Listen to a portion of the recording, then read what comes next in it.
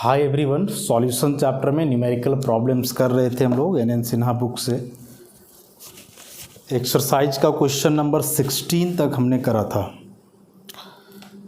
उसके आगे अब हम लोग बढ़ते हैं क्वेश्चन नंबर 17। क्वेश्चन नंबर 17 है बेंजीन और टॉल्यूइन का सॉल्यूशन है। उसके लिए बोल रहा है कि 23.4 ग्राम बेंजीन को मिलाया गया है 64.4 ग्राम टॉल्यूइन से। दोनों का वेपर प्रेशर दिया हुआ है। वेपर प्रेशर बेंजीन का 75 mmHg, इसके लिए है 22 mmHg। एक पर्टिकुलर टेम्परेचर 20 डिग्री सेल्सियस पे।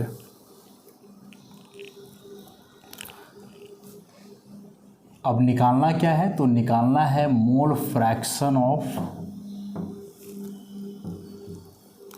Benzene in the vapour phase. केवल बेंजीन का निकालना है, टॉल्यूइन का नहीं। वही क्वेश्चन है, इस बार तरीका थोड़ा और अलग किया है। इसके पहले कंपोजिशन मोल फ्रैक्शन के टर्म्स में दिया हुआ रहता था, इस बार जो है मास के टर्म में दिया हुआ है। तो देखो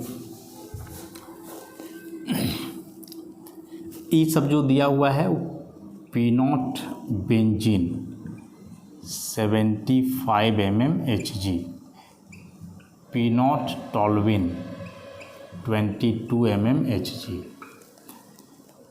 मास बेंजीन का दिया हुआ है 23.4 ग्राम, इसका है 64.4 ग्राम। मोलर मास निकालना पड़ेगा बेंजीन का C6H6, तो कितना होता है 78 ग्राम पर मोल। नंबर ऑफ मोल्स निकालोगे, given mass by molar mass होता है, तो number of moles of benzene given mass by molar mass 23.4 gram is 78 ग्राम पर मोल। ये कट जाएगा 3 बार में, तो आ जाएगा 1/3 मोल।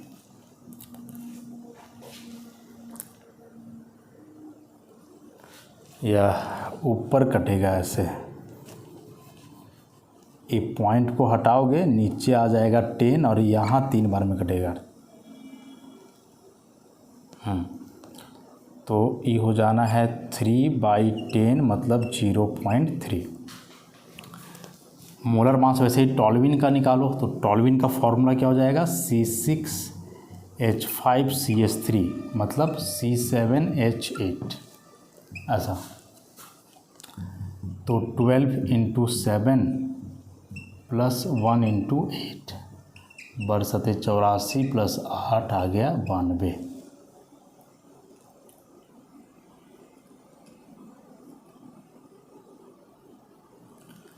अब यहाँ से निकालोगे number of moles of toluene, again given mass by molar mass.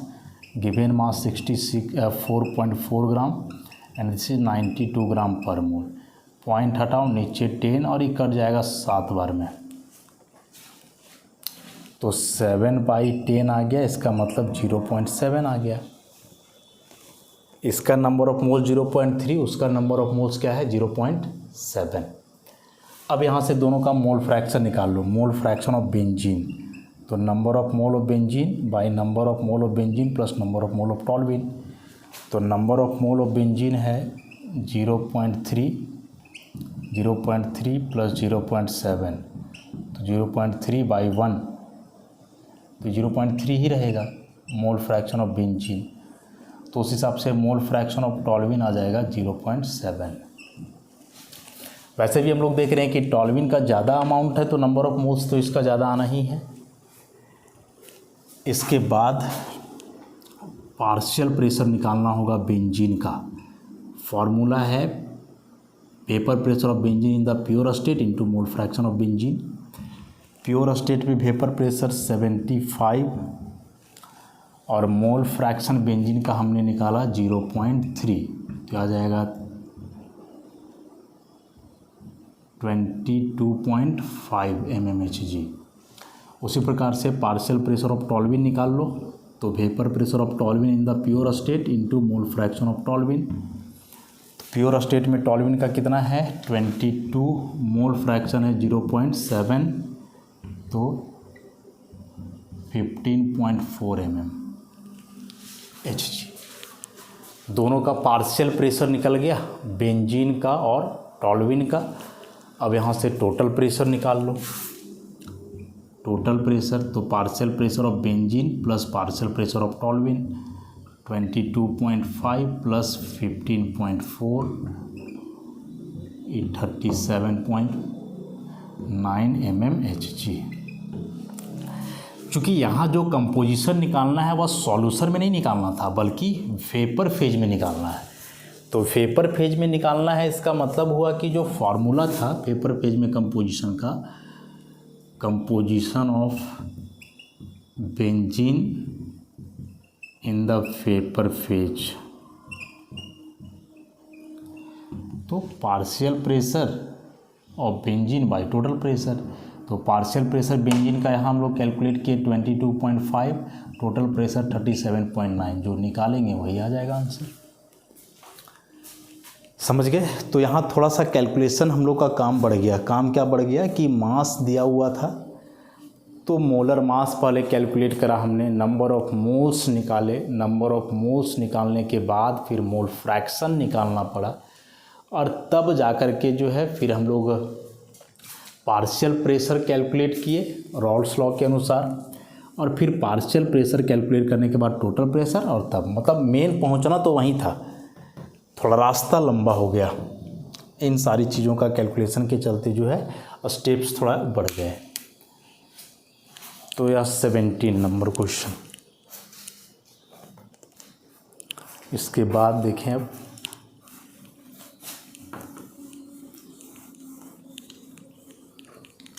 सारे क्वेश्चन एक जैसे हैं। न्यूमेरिकल एक बार बनाना शुरू कर दोगे, थ्योरी का कंसेप्ट ठीक ठाक है, तो फिर एक अलग तरह का आनंद आता है, मज़ा आने लगेगा न्यूमेरिकल सॉल्व करने में। तो न्यूमेरिकल बनाने का तरीका बार बार हम बताएं कि आप एग्जाम्पल से शुरू करो, चाहे वह मैथमेटिक्स का न्यूमेरिकल प्रॉब्लम हो, फिजिक्स का हो, केमिस्ट्री का हो, डजेंट मैटर।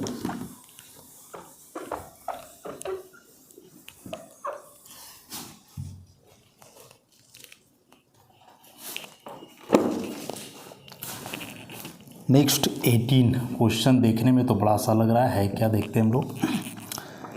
50 डिग्री सेल्सियस पे वेपर प्रेशर प्योर बेंजीन और इथाइलिन क्लोराइड का दिया हुआ है। तो देखो दो कंपोनेंट है, benzene plus ethylene chloride. Benzene तो हम लोग जान रहे हैं ना, C6H6। इथाइलिन क्लोराइड मतलब ऐसा CH2Cl फिर CH2Cl, माने इथेन या 1,2 डाइक्लोरोइथेन बोल सकते हैं। तो डायरेक्ट इसको लिखोगे तो C2H4Cl2 ऐसा। प्योर स्टेट में दोनों का वेपर प्रेशर दिया हुआ है, the vapour pressure of pure benzene. हाँ, इसका वेपर प्रेशर गिवन है 268 mm और इसका है 236 mm। ठीक। These liquids behave ideally when mixed. ये दोनों मिलाने के बाद बोला आइडियल सॉल्यूशन बनेगा। If 100 gram of benzene is mixed with 200 gram of ethylene chloride, मतलब इसका 100 ग्राम है, इसका 200 ग्राम है, दोनों आपस में मिक्स हो रहे हैं। तो मोल फ्रैक्शन निकालना है सबसे पहले।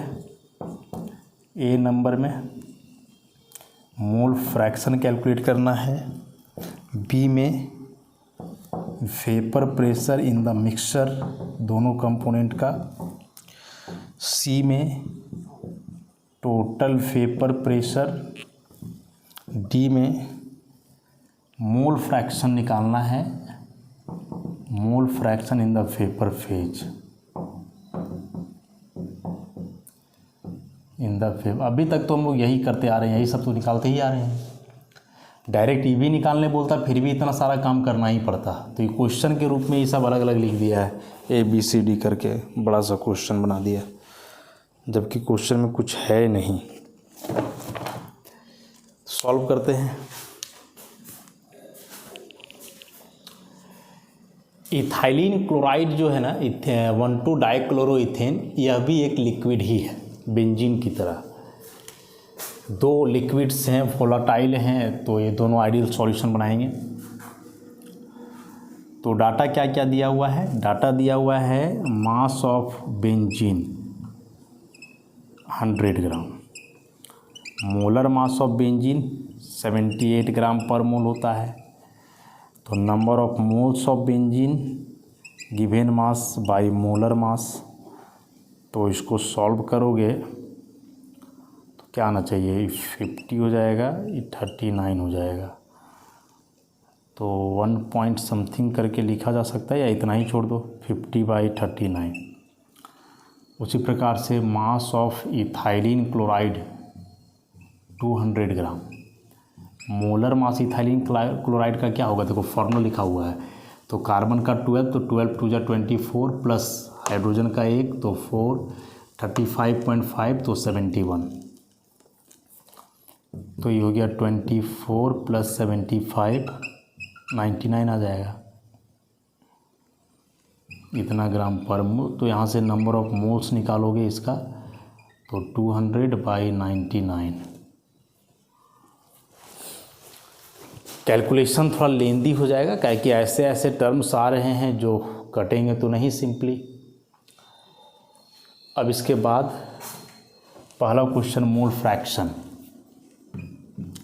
तो मोल फ्रैक्शन ऑफ बेंजीन कैसे निकलेगा? Number of moles of benzene by number of moles of benzene plus number of moles of ethylene glycol. तो number of moles of benzene है कितना? 50/39, अगेन 50/39 प्लस 200/99। सॉल्व करोगे निकल जाएगा। Mole fraction of ethylene glycol निकालोगे तो या तो ऐसे ही करके निकालो, number of moles of ethylene glycol नहीं, इथाइलिन क्लोराइड बाय ऐसे, या फिर direct 1 minus mole fraction of benzene, तो यहाँ से उसका निकल जाएगा। Next vapour pressure in the mixture, B number. तो vapour pressure of benzene equal to vapour pressure of benzene in the pure state into mole fraction of benzene.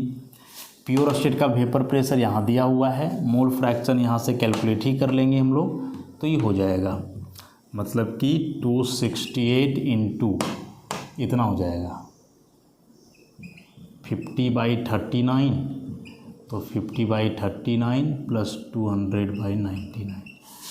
उसी प्रकार से partial pressure of ethylene chloride निकल जाएगा। Vapour pressure of ethylene chloride in the pure state into mole fraction of ethylene chloride. Pure state में दिया हुआ है 236 mmHg, mole fraction यहाँ से निकला हुआ रहेगा तो हो जाएगा। सी में टोटल वेपर प्रेशर, तो टोटल वेपर प्रेशर मतलब कि partial pressure of benzene plus partial pressure of ethylene glycol, दोनों यहाँ से कैलकुलेट किए रहोगे निकल जाएगा। और डी नंबर में अब है mole fraction in the vapour phase. तो बार बार हम लोग कर रहे हैं, वेपर फेज का मोल फ्रैक्शन यदि निकालना हो बेंजीन के लिए तो partial pressure of benzene by total pressure. उसी प्रकार से जब निकालेंगे इथाइलिन ग्लाइकोल क्लोराइड का तो partial pressure of ethylene chloride by total, ऐसे। तो वही सारे स्टेप्स हैं, बस इसमें अलग अलग क्वेश्चन के फॉर्म में इसको लिख दिया। इसके पहले अलग अलग क्वेश्चन नहीं लिख रहा था, डायरेक्ट बोल रहा था वेपर फेज का कंपोजिशन, तो इतना काम तो वहाँ भी करना पड़ रहा था। देखो न्यूमेरिकल्स एग्जाम में आ भी जाता है तो सब कुछ इस बात पे निर्भर नहीं करता है कि आप फार्मूला जानते हो, स्टेप्स पता है, बहुत कुछ इस पे भी निर्भर करता है कि कैलकुलेशन आप कितना फास्ट कर पाते हो।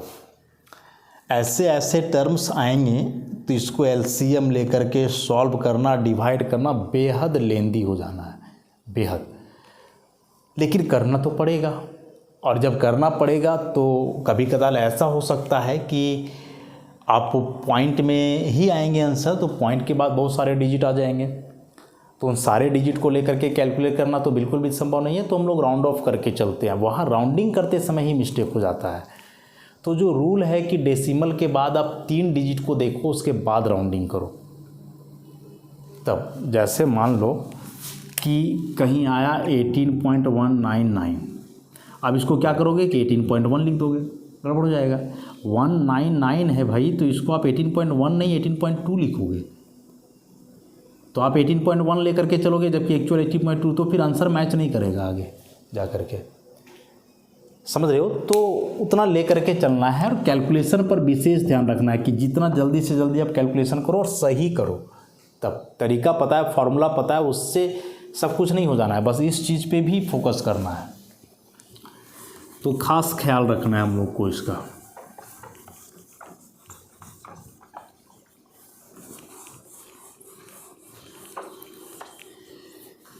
नेक्स्ट अब देखते हैं।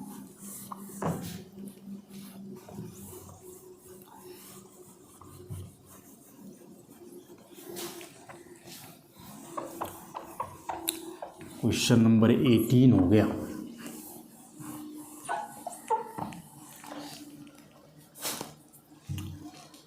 क्वेश्चन नंबर 19 की बात करें।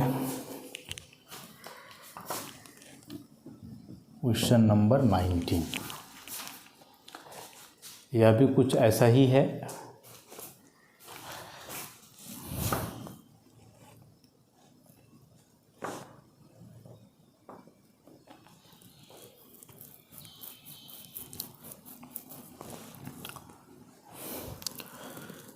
नाइनटीन भी यही है।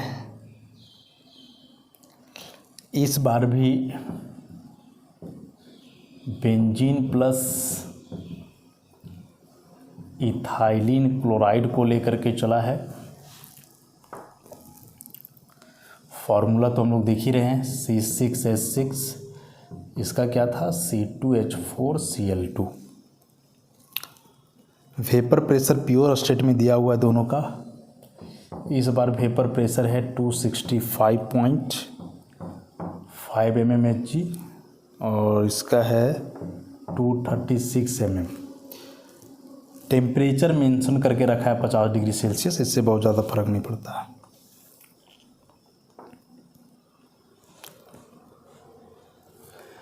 अब बोल रहा है कि दोनों को आपस में मिला रहा है। अब दोनों को आपस में मिला रहा है तो उसमें से बोल रहा है कि दोनों का इक्वल वेट्स आपस में मिल रहा है। अब इक्वल वेट दोनों का आपस में मिल रहा है तो उसके बाद फिर बोल रहा है कि वेपर प्रेशर सॉल्यूशन का क्या होगा, और उसके बाद फिर वही वेपर फेज में निकालना है दोनों का मोलर कंपोजिशन। उतना काम फिर से करना है, बस थोड़ा सा इस बार बोल दिया है वेट वगैरह डायरेक्ट ना दे करके।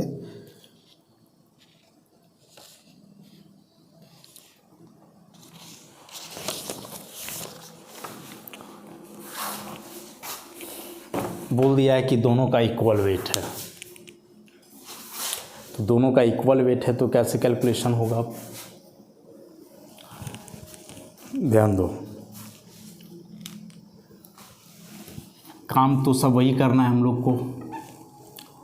मान लें let weight of benzene x, तो इथाइलिन क्लोराइड भी x ही मानना होगा क्योंकि दोनों का बराबर मान रहा है। तो जब यहाँ से निकालोगे number of moles of benzene, तो given mass by molar mass, given mass x लिए हो, मोलर मास 78, इसके लिए निकालोगे तो वही बात है गिवन मास बाय मोलर मास, तो गिवन मास इसका भी x लेना है। मोलर मास हम लोग निकाले थे अभी, वह आया था कितना, 24 + 4 + 71, 99 आया था ऐसा। मोल फ्रैक्शन निकालोगे, मोल फ्रैक्शन ऑफ बेंजीन, तो number of moles of benzene by number of moles of benzene plus number of moles of ethylene chloride, तो number of moles of benzene x/78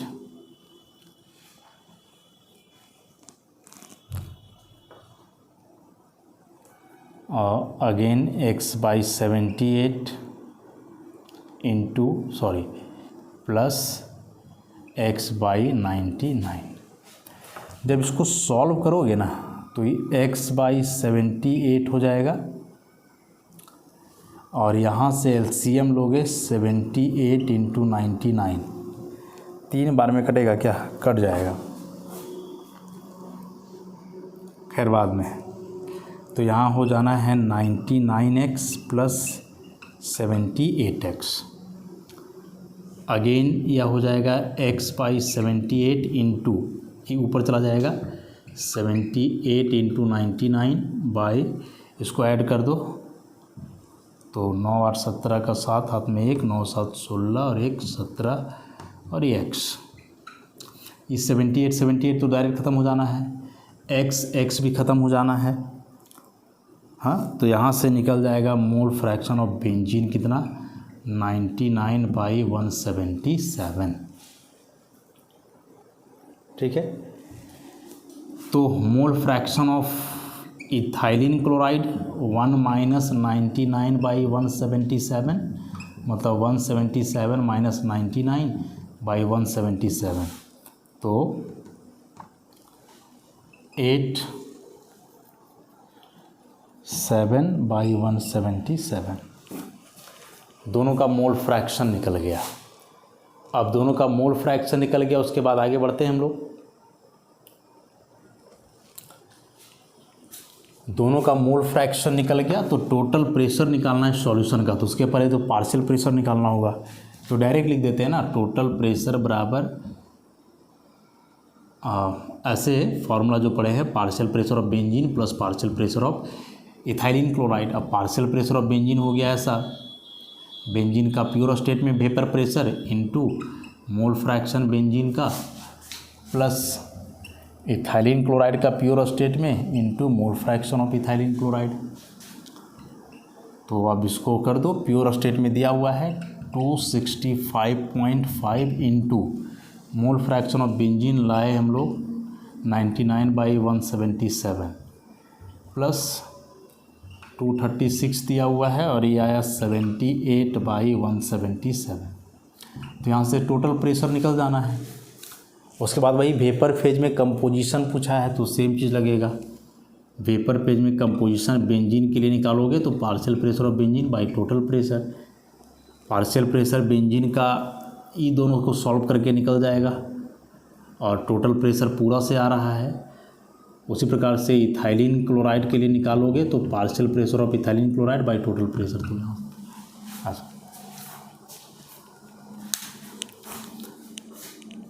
तो वही क्वेश्चन था ना, थोड़ा सा इसमें वेट डायरेक्टली ना दे करके बोल दिया कि सॉल्यूशन में दोनों का वेट है इक्वल।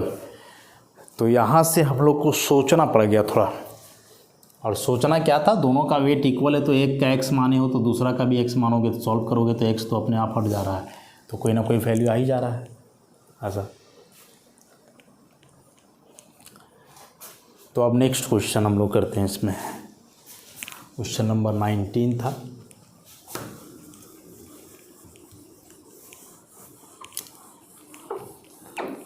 मतलब यह जो टॉपिक है रॉल्स लॉ वाला न्यूमेरिकल, तो रॉल्स लॉ का 2 फार्मूला ही हम लोग पढ़े। एक पढ़े लिक्विड लिक्विड सॉल्यूशन के लिए, दूसरा पढ़े सॉलिड इन लिक्विड सॉल्यूशन के लिए, और वही दोनों फार्मूला के आधार पे बनेगा।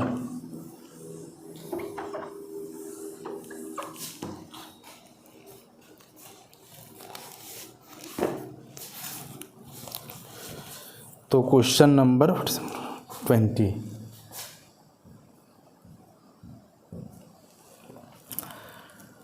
बोल रहा है कि 2 अननोन लिक्विड्स है ए और बी। इस बार दिया हुआ नहीं है क्या है।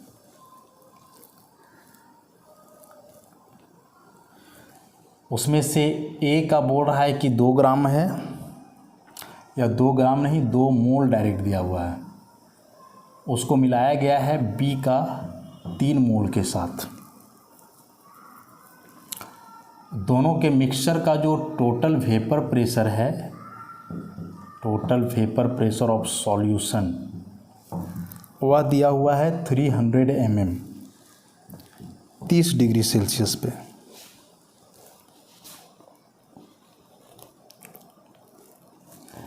अब क्या बोल रहा है कि इसी सॉल्यूशन में जो है ए का 2 मोल और जोड़ दिए, तो इस बार जो वेपर प्रेशर हो गया सॉल्यूशन का वह 300 से बढ़ करके हो गया 400 mm।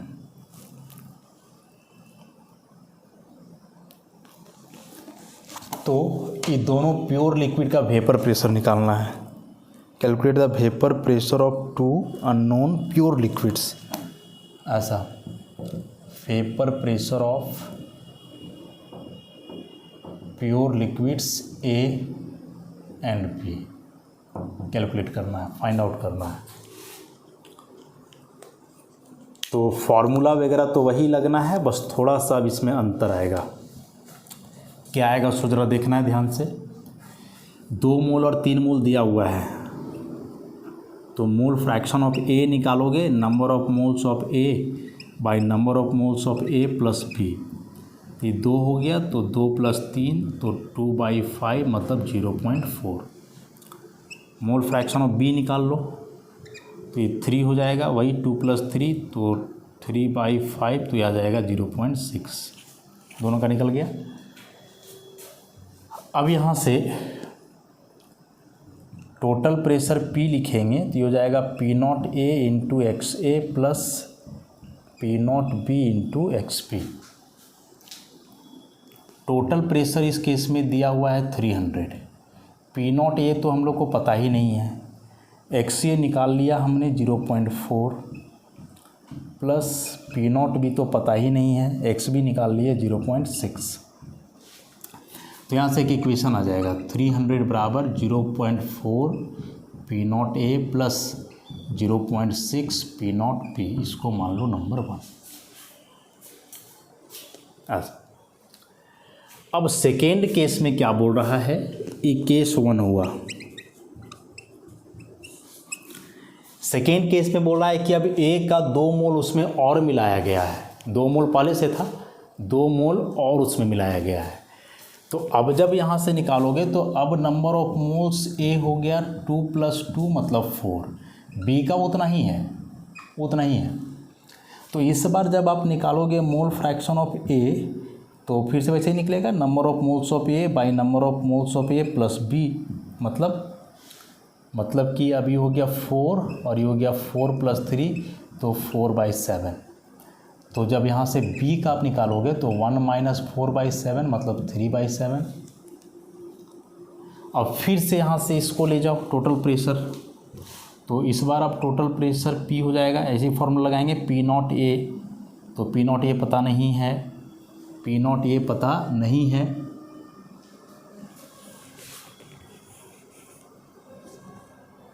तो P0 A उतना ही रहेगा और क्या, P0 A को उतना ही छोड़ दो इनटू XA इस बार आया है 4.7, ये सेकेंड केस है 4.7 प्लस P0 भी पता नहीं है और ये आया है 3/7। P तो हम लोग को पता था, P हम लोग को पता है, और कितना पता है P इस बार जो दिया हुआ है 400 है, तो ये 400 बराबर 4 P0 A/7 plus 3 P0 B/7।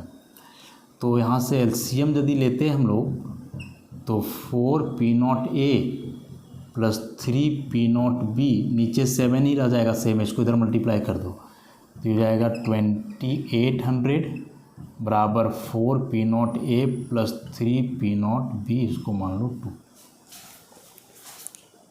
अच्छा, तो देखो एक इक्वेशन यहाँ से आया था ना, तो इसको भी हम लोग ज़रा सिंप्लीफाई कर सकते हैं। कैसे कर सकते हैं कि 300 है, 0.4 को लिख दो 4/10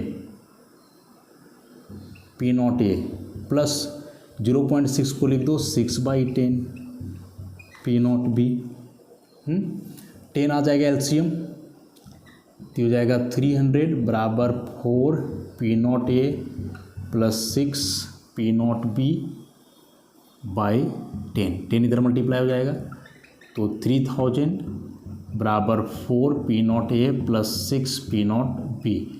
हाँ, E1 था, 1 इसको मानो। अब 1 और 2 को ज़रा देखो ध्यान से, 1 और 2 को ध्यान से देखो तो एक टर्म उसमें सेम हो गया,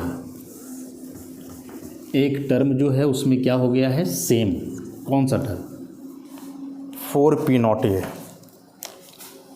इक्वेशन 1 हम लोग का आया ऐसे, अब इसको लिखो 4p0a plus 6p0b equal to 3000, 1 है। और 2 आया है यहाँ से 4p0a plus 3p0b equal to 2800 है। बड़ा आसान है। तो अब 1 में माइनस कर दिया जाए 2 को, तो माइनस माइनस माइनस, ये तो वैसे ही ख़त्म हो जाएगा। 6p0b माइनस 3p0b तो बचेगा 3p0b, और इसको माइनस करोगे तो ये बचेगा 200 ही बचेगा ना। 3000 है, 2800 है, तो यहाँ से p0b आ जाएगा 200/3 mm में। अब इसको कहीं पुट कर दो कोई भी एक इक्वेशन पे p0b को, तो 1 में ही पुट कर दे, 1 में तो हो जाएगा 4p0a प्लस 6 इंटू 200/3 बराबर 3000। ये 2 बार में कट जाएगा, तो यहाँ से 4p0a बराबर हो गया 3000 माइनस 400, हाँ 400, तो यहाँ से p0a हो जाएगा 2600/4 mmHg। ये आया था 200/3 mmHg, ये आया 2600 इतना। गलत तो कहीं नहीं है, कैलकुलेशन सब ठीक ठाक है।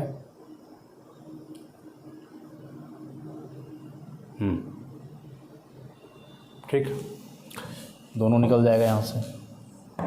यही हम लोग को निकालना था प्योर लिक्विड्स का वेपर प्रेशर। तो देखिए इसमें कंसेप्ट वही था, लेकिन थोड़ा इसको अलग बना दिया।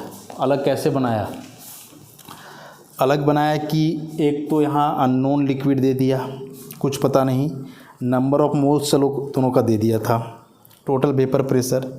एक केस और बढ़ा दिया इसमें कि हम लोग ए का जो है कुछ मोल्स को और ऐड करेंगे।